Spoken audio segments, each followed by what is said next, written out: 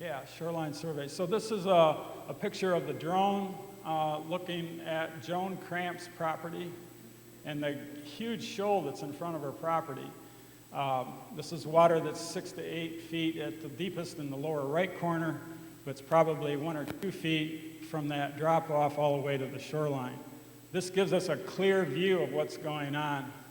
And if this were a view from Torch Lake, then we would see problems with what's called brown algae, or brown, I think they call it snot, brown snot. Anyway, it's nasty stuff. We don't have that problem. Maybe we will someday, but we hope we won't.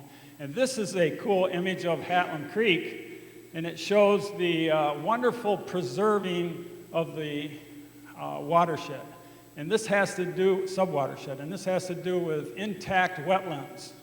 And we're thankful that the Leelanau Conservancy has large tracts of land on this subwatershed where it's designed to not have ever any development. Nobody's going to go in there and fill in the wetlands and have that creek run from what is flowing now to something much less desirable. Next slide. Okay, septics.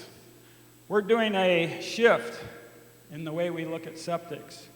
Before, we used to look at cladophorous studies, and we would walk the shorelines. I can remember doing this back in the 80s, 17 miles of shoreline, hopping docks and carrying a GPS instrument and a clipboard, looking for this algae that might indicate septic failure. Well, now we're in a position where we can go from looking at E. coli, which is not the best test, it's too broad. It includes fecal material from ducks, geese, swans, muskrats, whatever, and human, to now really focusing, laser focused on human pollution. And so thanks to Ron Rymick, my colleague, who's here, let's have Ron stand up, and Freshwater Solutions, they're really helping us get up to date. Isn't it nice to know that we're up to date and we're doing something that's cutting edge and technology savvy, because they're doing a study called the enteric bacteria study. And we did our first study last year on 2018 on Big Glen, and then the next slide, Little Glen. And these pinpoints here are the places where we grabbed water samples. We went every 500 feet. We grabbed a water sample, we ran the water through a qPCR sampling method, and it shows us where we found human septic leaking into our lakes. Now this is, as I said, cutting edge and new. We don't know exactly what this all means, but we do know that we can detect sewage coming into our lake. We know that. And we can even have confidence that there are levels of severity of the sewage at a certain point. What we don't know is whether that's going to equate into how we can manage and understand the severity of health risks to humans being in that water. Does that make sense? Nod your head, yes, okay. Next slide.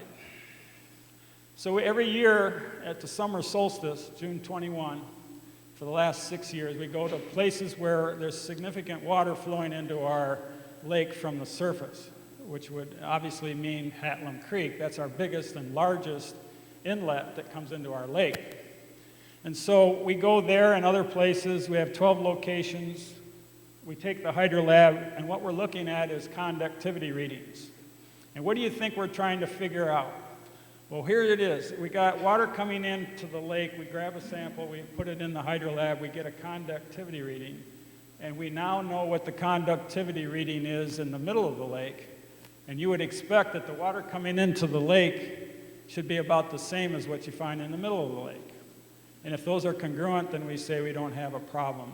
So far, we haven't found any major problems with any of the 12 inlets. That's good news. That doesn't mean that we have a complete seal on the deal, so to speak. There may be things coming into the lake we don't know about, but we're at least looking at it from a conductivity standpoint. Oh, phew. Am I going too fast?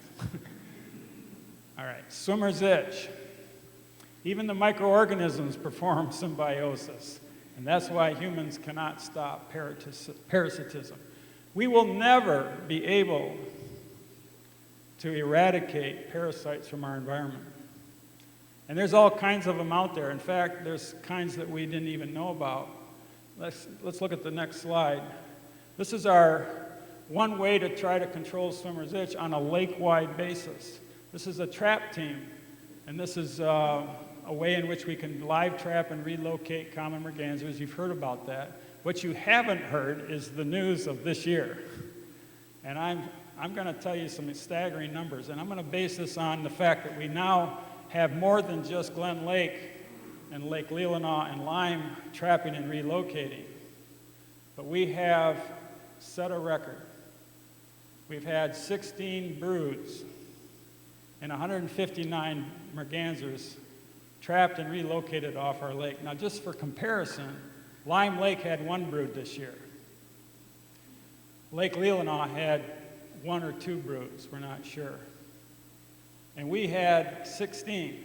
Elk Lake had 4 broods, I think, or 3 or 4, something like that. Charlevoix, how many broods do they have, Ron? 7 or 8. That's a huge lake, 7 or 8 broods. So why are we not only getting broods of the numbers that we're getting today, but why are we getting broods on the lake as we sit here and talk? I've had people come up to me, and this is very unusual. For 30 years, we've never seen broods come on the lake after July 4th. What is it today? August 10th. We got brand new broods on the lake. It's August, folks. Somebody go tell those mergansers it's the wrong time. We're confused. We don't know. I have a theory that the storm of 2015, right, knocked down a lot of trees, created more real estate for common mergansers to raise babies. We also don't know that some of the cases where we tried to get the hen and the babies to relocate an entire brood, that we missed the hen. She's free now, and she might stay around for a day or two, but where does she go from there? Because we don't typically see her on the lake. Well, maybe she's back in the nest laying eggs, bringing a second brood. We don't know that for sure. So that's unusual. It's unusual to find a new species of parasite in our waters coming from a snail that we've overlooked for many, many years. This is all new stuff, folks. We have a snail called Helisoma, and it's releasing a schistosome that we now have determined this summer is causing swimmer's itch.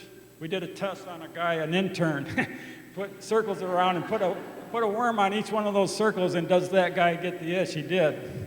And that's what interns are for, right? Cecilia's going, no. So we have a huge task ahead of us. We've got volumes of mergansers we've never had before, unlike any other lakes. So what are we doing? We're taking poop samples. We're going to swim rafts and docks, and we're looking for not just mergansers defecating, but mallards and geese and gulls. And even a kingfisher. I've heard Ron tell me about his intern collecting a poop sample from a belted kingfisher. And you know how they did it? They put a tarp underneath the limb that the belted kingfisher likes to roost on, and they watched, and there's a sample. And guess what? Ron said, this is cool, but Ron's lab discovered that the belted kingfishers have a myristidia that's part of this schistosome family of worms that cause itch. Ay, ay, ay. But a big thanks to Ed Gergosian. Is he here? Ed, raise your hand if you are. He's not here. He's one of our monitoring people. Andy DuPont in the back in the sound booth. Dale DeAger, he's here, right? He's helping us. There he is. He's coming in here. Cecilia, Shelly Walter, is she here? These are 5 people that go around every Tuesday, and they have since May, and they're going to continue to do it till November, to collect water samples and count worms. But not just count worms of parasites to determine the severity, but we're looking at species differentiating. We paid for in Project 17 and 18 and laid the foundation for having a new tool that allows us to not just count worms in the water, but count what kinds of worms are in the water, because we know that there's at least 9 species of worms that can cause swimmer's itch. 5 of those are in our lake. One of them is an unknown species. It doesn't even have a name. So we're on the cutting edge of trying to get this all figured out. We're not making a lot of progress, but we have two other lakes that are working on this project with us, Walton Lake and Lake Leelanau. They're doing exactly what we're doing. So we're going to have 30 stations on 3 different lakes collecting data from May to November to try to figure out what we call a worm profile, which tells us which worms are playing out at what months of the year. And we need to know something. We need to know if the migrating mergansers that come in the spring and fall who don't stay here, are they contributing to the itch as well? And this is the first ever study to expand our sampling into those migratory months to determine that. And we're we're encouraging hunters with a valid duck hunting license in the fall to shoot some target species that we can then get intestinal analysis on. Like, for an example, buffleheads, scaup, golden eyes. These are ducks that come and go on our lakes and don't stay here in the summer. You don't even probably know what they are, but they're here in the spring and fall. By the hundreds, are they seeding the snails? So a lot of hard work's going forward. Thank you to all of you whose membership dues and donations help pay for this extraordinary, landmark, one-of-a-kind, worldwide research. Next slide. So we can't go very far without interns. I think we're off, there we go. Interns, the experts in anything that was once a beginner. So what we have here is Cecilia. She's here. Stand up, Cecilia. She's done a great job this summer. Give her a big round of applause. So what does she do? She helps with our bird surveys. She collects water samples. She helped with the Crystal River study. She's worked a lot on background stuff. She's just always around helping, pitching in, so a big thanks to her. And thanks to the Whitler family, the Duckmer families, both Tom and Jim, for submitting an endowment for this, and what we think is going to be an growing and an improved internship program over the years. So let's give a thanks to the supporters of that.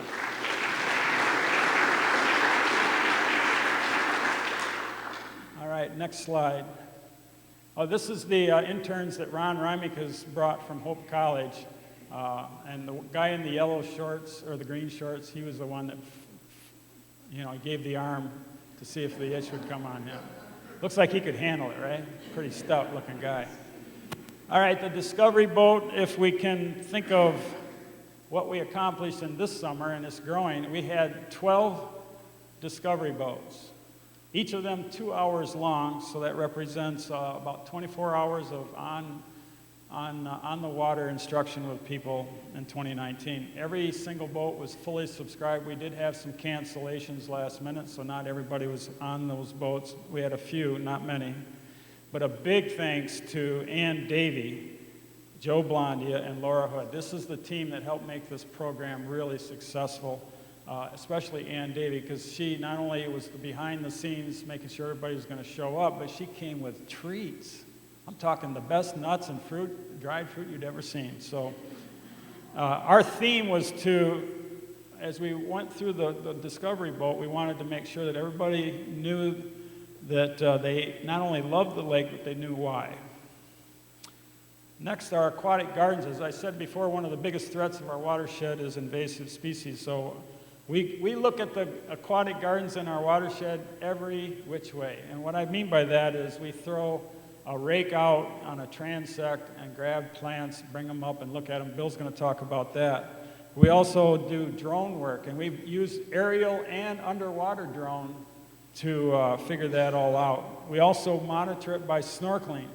And I get not only a first-hand visual observation of what's going on the aquatic gardens, but I also get a workout, which is really nice. I probably have swam maybe 10 miles so far this summer.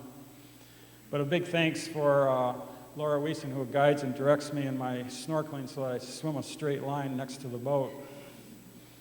All right, I think that's it for my part of the presentation.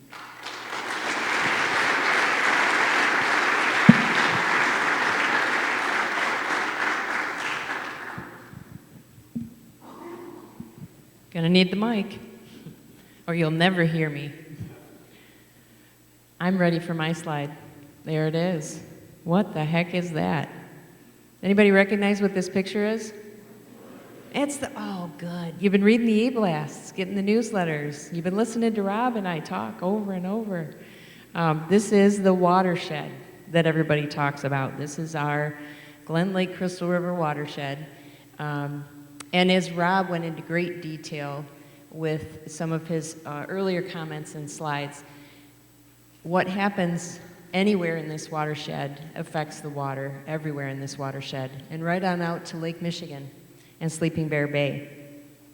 Last year I walked y'all through a Guardian pledge where I talked about, here I'll show y'all a picture of it again in case you've forgotten. There's still time, you're always welcome to fill this pledge out either in person here or online. And I took y'all through some of the things, just to give you ideas of some of the things that we do in our day-to-day life that we don't always think about that can have an impact on the water. And many of you learned things, were pleasantly surprised. I'm not going to take you through that homework assignment again. Like I said, there's ways you can still access that information. But what is the watershed that we're talking about protecting when we do this pledge or when we educate ourselves? It's this little piece of real estate right here. And do you have a look at that? Do you know where you are in the watershed? What sort of activities do you do in the watershed? It all flows over the land and into the land and affects our water. That's why we need to care, because it's all about the water here, right? Everything is connected, whether it's in the air, the ground, or under it. What happens in any part impacts all the other parts. So thanks for doing your part. So who have we engaged in protecting our watershed? We need to engage everyone. Anyone who lives, works, or plays in our watershed needs to be a part of protecting it. And you all are very important parts of that, but there's other people who we need to engage too. So how have we been measuring up against that directive to have everyone protecting the watershed?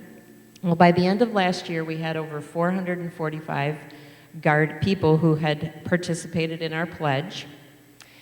Since that time, we've added another 200 plus guardians to those ranks.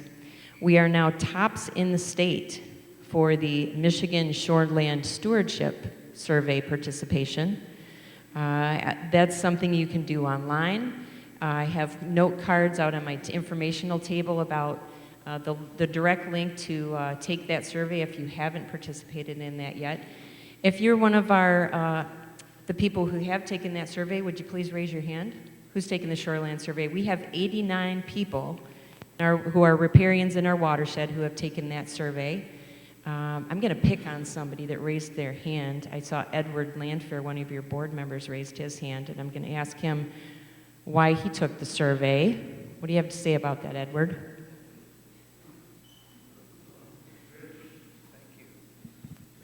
Because you told me to?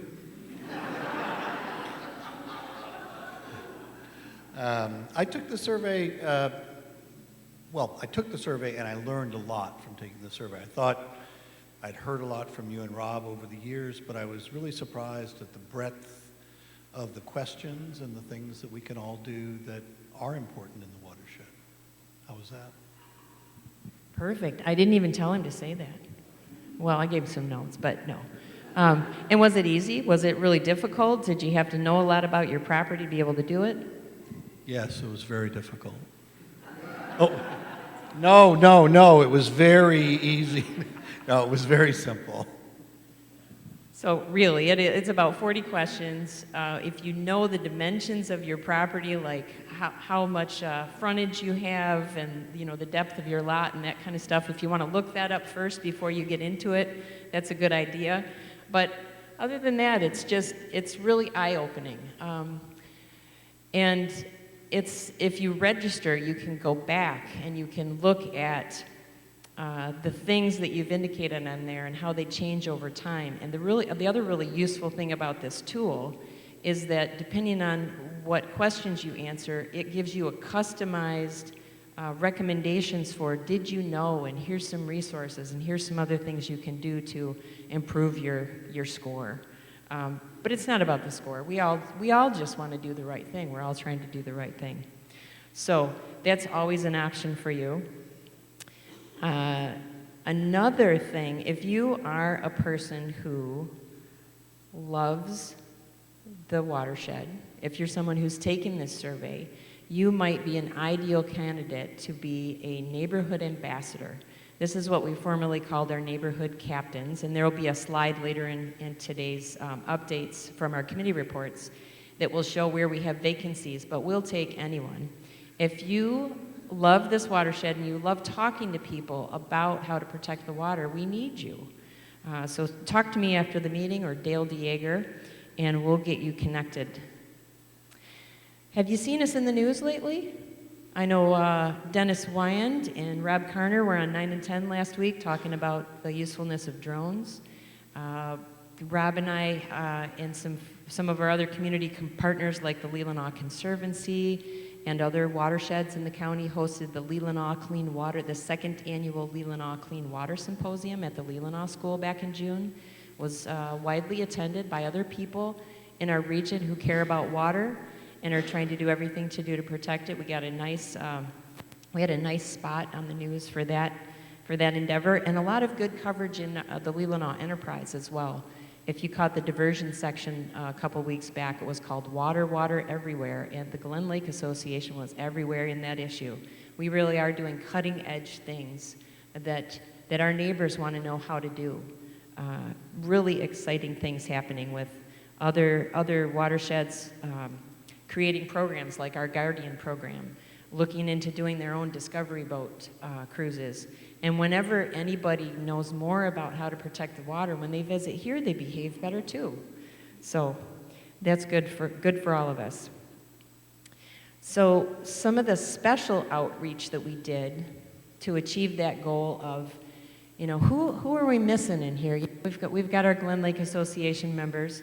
Maybe there's some folks that used to be members that aren't members anymore. Why is that? Maybe they don't know about what we've been up to. Maybe they don't know that what we do has value to them. So Dale DeYager, myself, and some of the other folks on the membership committee, in conjunction with promoting our Guardian program, put together a series of mailings specifically directed to reach those folks and connect with them again. And like I said, we sent it to folks who have been members, who are no longer members, people who are riparians or live along a shore, who are not members, and for folks that live along the Crystal River. And we've had a really positive response so far. Dale's keeping track of, how many we've actually gotten people have joined and become members because of that. But the main thrust of that was to, everybody got the Guardian, the little Guardian pamphlet that's next to you in the pews there. Please take those home and share them with a neighbor. And we shared some other information in a letter to them talking about what the GLA has done for their little neck of the woods. Look forward to continuing to see those positive comments from that mailing and memberships rolling in. You might have seen us in the 4th of July parade. So there were some chuckles at the beginning of the meeting about our visitors, our tourists.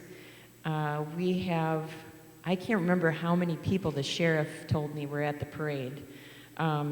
It's in the thousands. And we were throwing out T-shirts and waving and letting people know that it's all about the water, handing out our Guardian pamphlets, because we need them too. That's a great outreach opportunity. Let me know if you want to help us next year for our 75th anniversary. We've got some fun stuff planned for the parade too. I got to hang out at the Glen Arbor Farmers Market last week, and it was interesting. I heard from some folks who had gotten the mailing and said how pleased they were to get the Guardian information and hear about the things that we're doing for the water that they didn't realize. Fielded a lot of questions about swimmer's itch, which is common, but also people wanting to understand what's happening with the water. Some of those changes that Rob pointed out in his talk. Our watershed is behaving differently these days because we have different type of weather patterns. And need to accommodate that in our expectations. But everybody that I run into, no matter where I am, wants this place to remain beautiful. And they want it to be here for their grandchildren too. Whether they are a first-time visitor, a long-time resident, a seasonal visitor, even some of our short-term guests are the most passionate advocates for this place and wanting it to be here. So, just to close, stewardship is a way of life. It's an important recognition that it's all connected. And I want to thank you all for doing your part as guardians and as members of this association to keep that at the forefront of everyone's minds. And next on our agenda is our treasurer, David Hurd, to tell you some of the things about how we do that financially.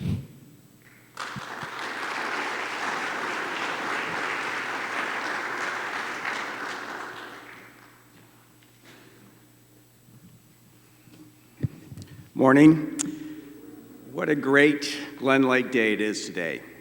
Listed here are the members of the Finance and Investment Committee, which provides direction for our financial program. If you're interested in volunteering to work on this committee, please see me. Copies of the summarized audited financial statement are available in the lobby after the meeting. This chart shows net assets by fund. Monies associated with Glen Lake Association are found in 4 funds, and the figures here represented are from December 31, 2018.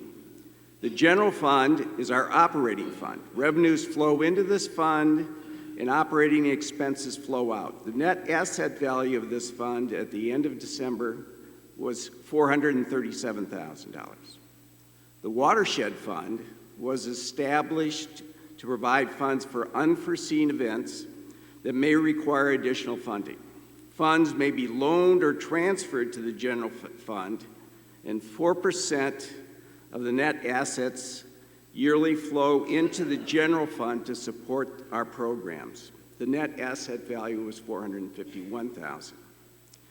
Temporarily restricted funds are money set aside for specific stipulated purposes.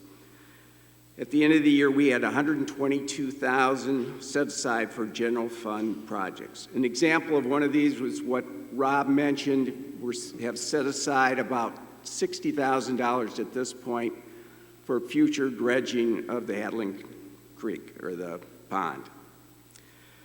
Funds in the general restricted funds are invested in CDs and a short-term corporate bond index fund. Funds in the watershed fund are invested in an 80% equity, 20% bond index fund.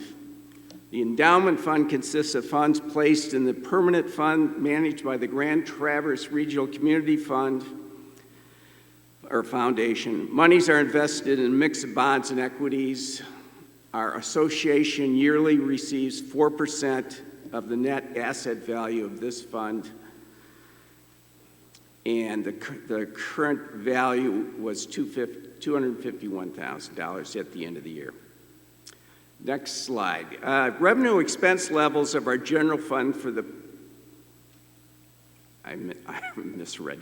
The 3 GLA funds increased in a total amount of $119,000 in 2018. Of this increase, $55,000 was attributed to the watershed fund, $48,000 was attributed to the restricted fund, and $16,000 was attributed to the general fund.